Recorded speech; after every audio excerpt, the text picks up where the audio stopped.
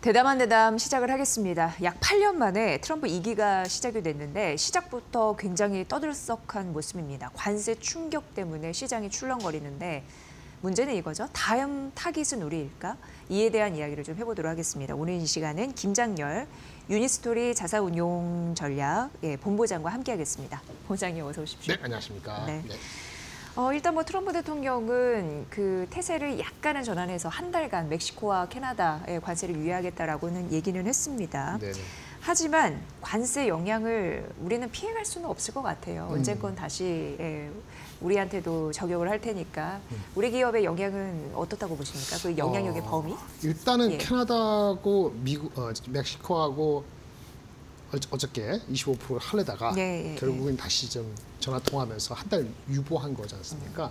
그리고 이제 중국하고는 아직 대화를 더 나눠야 되고 그다음에 유럽하고 이제 한국이라고 지금 보여지고 있는데 그러면 캐나다하고 멕시코가 어떻게 한 달 동안 유예하는 동안 잘 되느냐 그것도 중국이나 한국한테 영향을 미치냐 첫 번째. 두 번째는 미친다 하더라도 영향이 있다 하더라도 한국과 중국이 미국을 상대하는데 우리가 레버리지, 협상 카드가 얼마나 강하냐에 따라 갖고 실제 영향이 달라질 수 있잖아요. 네. 일단은 캐나다하고 멕시코는 미국 입장에서는 상대적으로 손쉬운 상대였다라고 보여지고 미국은 딜을 원한 거지, 트레이드 딜, 무역의 협상을 위한 거지 무슨 진짜 전쟁을 일으킬 것처럼 이렇게 할 수는 없는 게 아니고 할 필요도 못 느꼈다라고 생각이 들어요. 그래서 어쨌든 다시 캐나다, 멕시코 돌아가면요. 캐나다, 멕시코는요. 자기네 수출의 거의 4분의 3, 그러니까 75%는 미국에 매달려 있어요. 그러니까 미국에 만약에 수출이 진짜 한 달이고 두 달이고 묶이면은 75% 물량을 그렇죠. 나머지 25% 파는 다른 나라에 팔아야 되거든요. 그럼 굉장히 경제적으로 혼란스러운 게 명약 관화했다고 보게 돼요.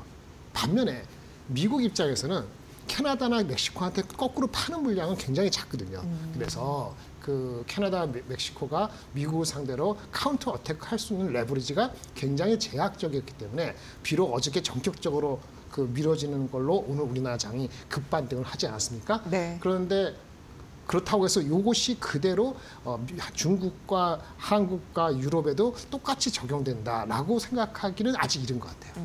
그래서 이거는 반등한 건 괜찮았고 그다음에 한국하고 중국인데 중국은 유럽보다 멕시코, 캐나다보다는 무기가 있죠. 뭐 있어 옛날에 뭐 농산물도 하고 히토리도 있고 그리고 미국에 대한 의존도가 중국이 얼마나 수출할 것 같아요. 중국의 수출 중에서 미국에 수출하는 비중은 15%밖에 안 됩니다. 아까 75%는 상당히 작잖아요. 그러니까 당연히 미국 입장에서는 처음부터 10%로 하면서 원래 있는 20% 합해서 누적하면 한 30% 되니까 그 정도로 하고 우방인 캐나다, 멕시코를 통해서 시그널을 충분히 준 다음에 스텝 바이 스텝으로 올리겠다. 그러면서 간을 보겠다. 이런 전략이었거든요. 그래서 아직 중국이 어떻게 될지 몰라요. 그러면 한국이 만약에 중국하고 나서 온다고 하면 중국이 잘 되느냐 안 되느냐가 한국에 엄청 중요합니다.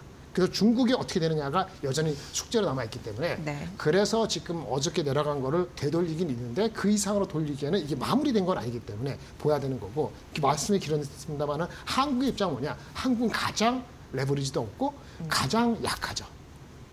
뭐가 있어요? 우리 농산물 미국하고 싸울 수도 없고 오히려 관세 우리 주한미군 그 부담금 1조 5천억이었는데 뭐 10조를 내라는 등 말도 안 되는 소리를 하고 있는데 그리고 정부의 주체도 지금 없잖아요. 야당 여당 뭐 여야정 합의체 그러니까 이런 위크한 포인트 스팟 중에서 미국이 한국을 이렇게 치게 되면은 공공극하면 우리가 참 난감합니다. 가급적 이 앞에 그 캐나다, 미국, 중국, 유럽 이런 그 네고시에이션이 질질 끌어지는 게 좋아요. 한국은 대통령을 새로 뽑든 아니면 뭐 거꾸로 되는 시나리오를 누가 바라지 않는다 하더라도 어쨌든 간에 이게 정리가 되면서 미국하고 상대하기 좋은데 그렇죠. 근데 그런 시간이 끌어지는 거하고 우리가 어떤 주도적인 역할을 할 수 있는 거하고 그거 좀 연결이 있기 때문에 한국은 결론적으로는 앞에 거가 해결이 된다 하더라도 여전히 남아있다라고 말씀드리고 오늘 주제의 핵심은 그러면 한국 주식은 뭘 사느냐 이런 거에 무관한 주식을 사는 것이 맞습니다. 여기까지. 네.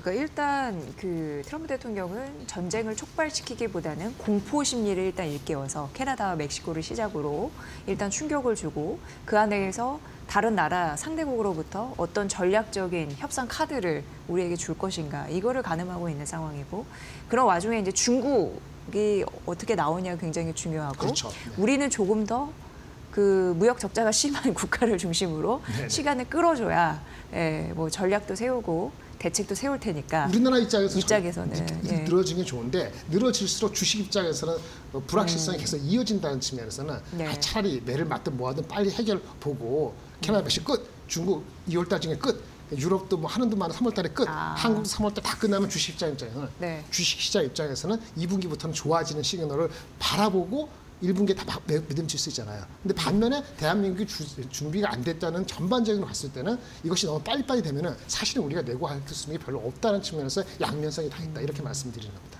네. 그런 부분에서 전략적인 협상 카드를 우리도 좀 갖고 있었으면 좋았을 텐데 그렇게 이런 아쉬운 네. 마음이 들지만 뭐 없는 거 어떡합니까? 일단 그거는 접어두고요. 자, 그렇다면은 아까 그 말씀하셨잖아요. 이런 복잡 다단하고 불확실성한 시장 상황 속에서 네. 무해한 종목을 골라야 된다. 예, 예. 그 무해한 종목이 과연 어떤 섹터 안에 있을까요? 그러니까 트럼프 입장에서 대한민국을 이렇게 그 내고 할 때 협상을 할 때 그래도 우리한테 의지할 수밖에 없는 거 뭐냐 이거죠. 그 딱 생각하는 게 크게 세 가지입니다. 네. 조선 방산 변압기 반도체. 예. 순서를 제가 그렇게 말씀드렸죠. 조선 방산 변압기 반도체. 그 순서예요? 네, 지금 예, 현재. 예, 예. 근데 왜 이렇게 됐냐면은 원래는 변압기나 반도체가 앞에 갈 수도 있었죠. 네. 연초에 더 강했으니까. 이게 딥시크 이슈가 생겼잖아요. 그러니까 딥시크 이슈가 딥하게 아프게 만드는 것인지 얼마나 이 충격을 정확히 말하면 2월 26일 날 우리 그 엔비디아 실적 발표될 때 엔비디아 입을 통해서 이런 모든 거를 좀 정리하는 듯한 코멘트가 필요해요. 아, 뭐 5월 말이니까 약간 시간은 3주간 그렇죠.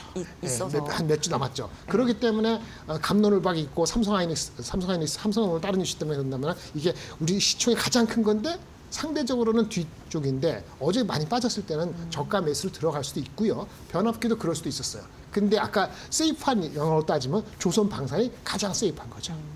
그런 쪽으로 눌렸을 때 그쪽이 원초고 그 다음에 변압기, 그다음 하이닉스 이런 순서대로 하는 것이 세이프하고요. 만약 어차피 한국이 그 우리 나중에 관세를 받게 된다, 한국의 보편 관세 이렇게 생각하면은 완전히 무관한 건 다른 겁니다. 엔터, 음식료, 뭐 그쪽으로도 그렇죠. 예. 이런 식으로 가야 되는데 지금 상황을 보니까 그렇게 무지막지하게 아까 말씀드린 제가 트레이드 워가 아니고 트레이드 딜이라 하면은 딜이라는 건 시간이 지날수록 주고받을 게 있을 수도 있기 때문에 네.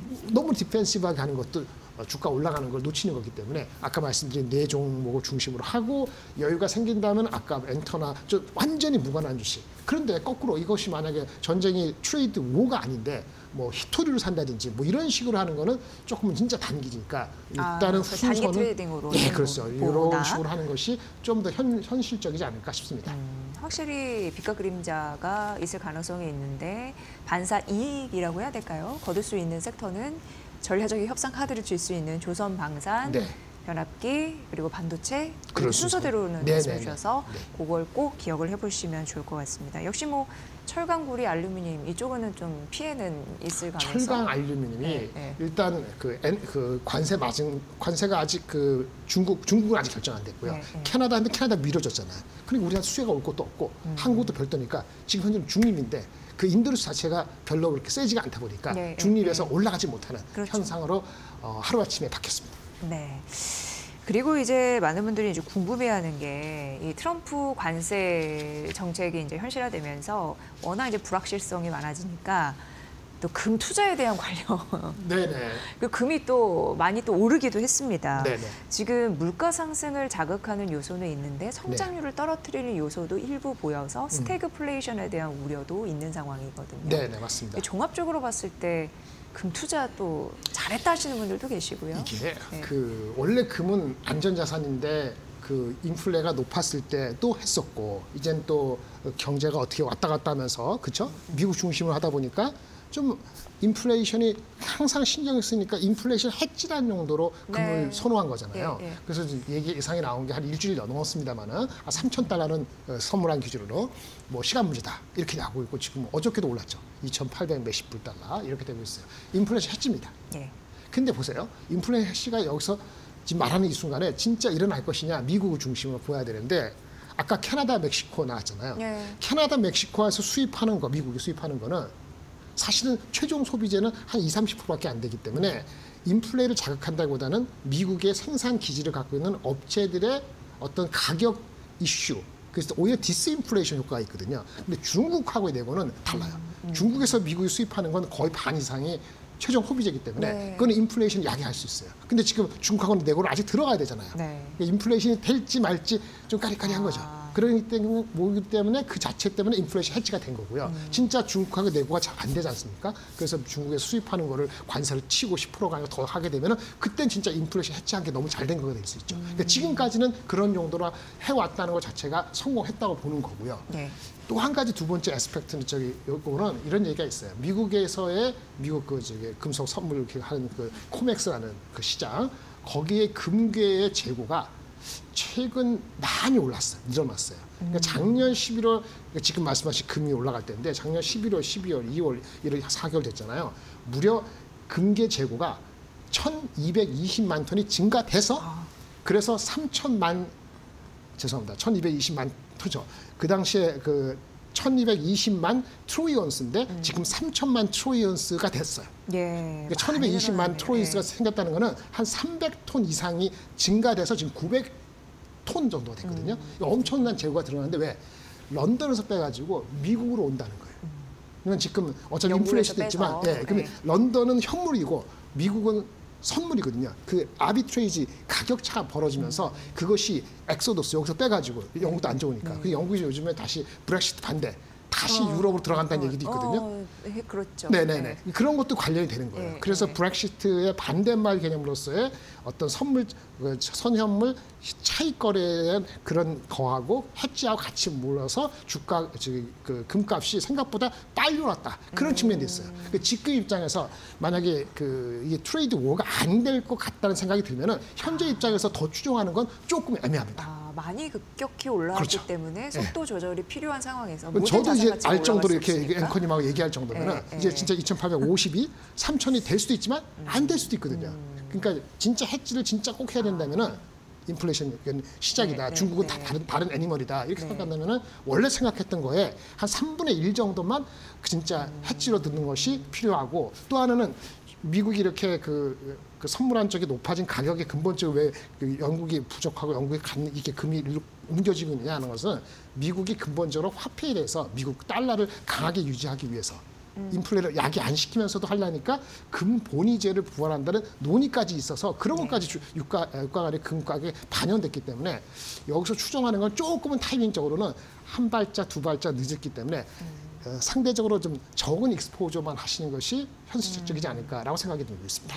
만약 금값 투자 상승에 베팅하시려는 분은 적은 양으로, 소량으로 하는 게 좋을 게 인플레이션 해지 수단으로 금 투자를 봤을 때도 그렇죠. 미국과 중국의 협상이 아직 시작되지 않았기 때문에 그 결과치가 굉장히 중요할 거다라는 게 인상적으로 와 닿았습니다.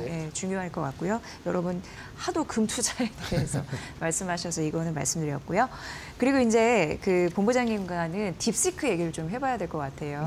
지금 중국 AI 스타트업 딥시크발 충격, 뭐 요즘 귀가 따갑게 들으셨을 것 같은데 샘 올트먼 CEO가 한국을 방문하는 거 보니까 약간 급했나라는 생각도 들고 어쨌든 이 이슈 때문에 오픈 AI의 의존도가 과연 줄어들까라는 의문도 있고 사실 이게 좀 궁금했거든요.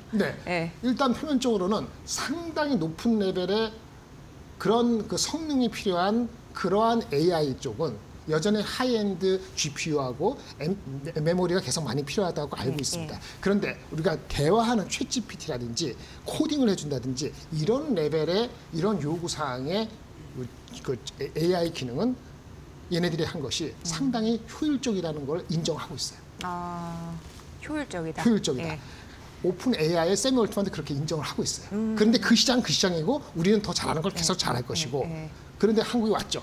근데 어쨌든 간에 중요한 거는 AI를 상용화하려면은 여러 파트너가 필요하다고 느끼고 있죠. 반도체도 자기가 설계하고 싶지만은 뭐 파트너가 많아져야 되니까 한국에 와서 카카오하고도 뭐 한다. 그다음 카카오를 도와줄만 오는 게 아닐 거 아니에요. 삼성한테도 투자를 받아서 자기는 몸집도 끌어서 돈은 계속 투자하고 싶은 마음이 여러 복합적이 있는 겁니다. 어쨌든 핵심은 딥시크는 효율적이다.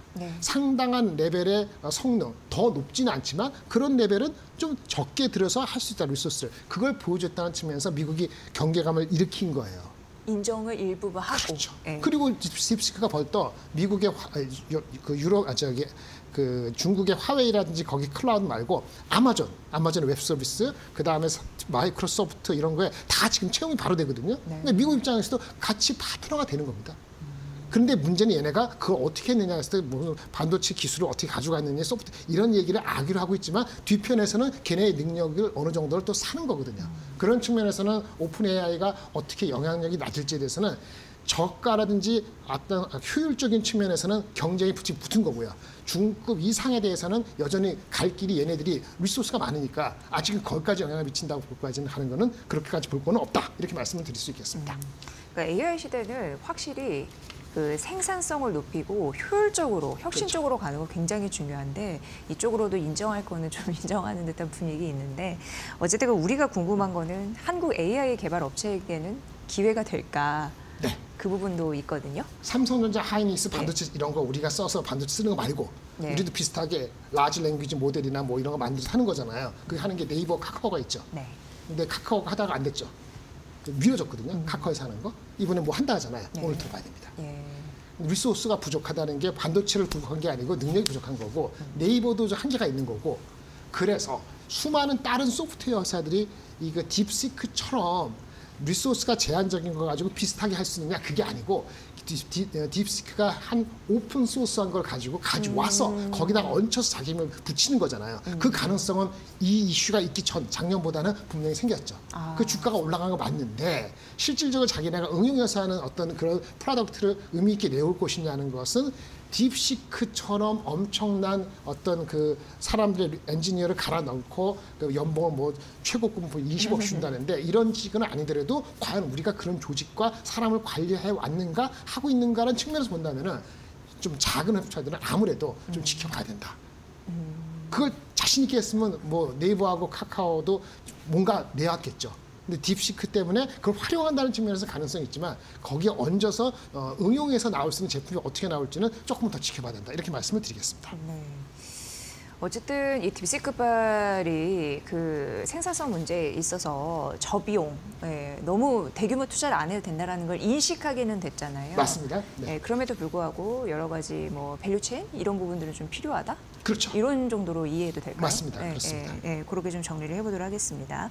그리고 이제 궁금한 게 본부장님, 네. 저는 전력기 기주. 네네. 제가 아까 말씀드릴 때 앞서서 변압기 그렇죠. 말씀해 주셨는데 그래서 네. 괜찮나라는 생각 들거든요. 조선- 하지만 주가는 반등이 시원하게 안 나와서 신경 안 나오죠. 그러니까 제가 오늘 제일 신경이 궁금했어요. 있습니다. 시장에서. 맞아요. 조선 방사 말고 네, 네. 변압기 반도체잖아요.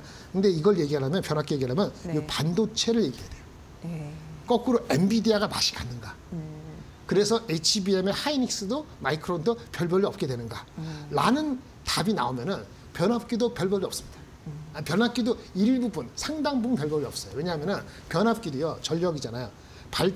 전기를 만들고 그렇죠. 발전하고 네. 송전을 하고 그 다음에 맨 끝에서 가정용 디바이스나 아니면 산업용으로 쏴주는 분배해 주는 게 있잖아요. 이게 그 다음에 이제는 발전, 송전, 배전 있잖아요. 여기 별로 네, 이 송배전. 딥시크의 영향력이 다를 수 있어요.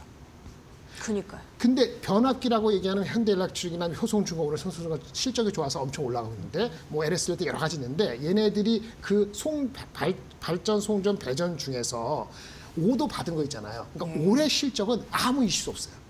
지금 딥시크가 얘기되고 있어서 우리 만약에 영향이 있다면은 이 변압기 발전소 업체들이 오도 받는 게 네. 27년도부터나 영향이 있거든요. 그러니까 지금 실적 영향이 없는데 과연 어떻게 될 건데 결론적으로는 이게 경량화 모델을 하고 효율화되는 모델을 할 수 있는 그런 가능성을 좀 더 이렇게 보여준 거잖아요. 그러면 온디바이스 AI, 휴대폰에서의 AI를 채용하고 좀 엣지단이 낮은 거 이렇게 될 수 있거든요. 그럼 어떻게 하죠? 배전, 전기를 이렇게 막 쏴주는 거, 그 이제 휴대폰이라는 쪽으로 이런 쪽에 수요가 줄 수 있어요. 네. 그게 머릿속에 있다 보니까 발전을 하고 AI가 아니더라도 우리 기본적인 하이 퍼포먼스 데이터 센터는 이거는 큰 변화 없기 때문에 발전과 송전은 그 정도 아닌데 배전단에서는 이게 엣지 디바이스를 휴대폰으로 하느냐 아니면 개별적으로 데이터 센터에 소규모 데이터 센터에 하는 데서 거기에 네. 전력은 줄어들 수 있어요.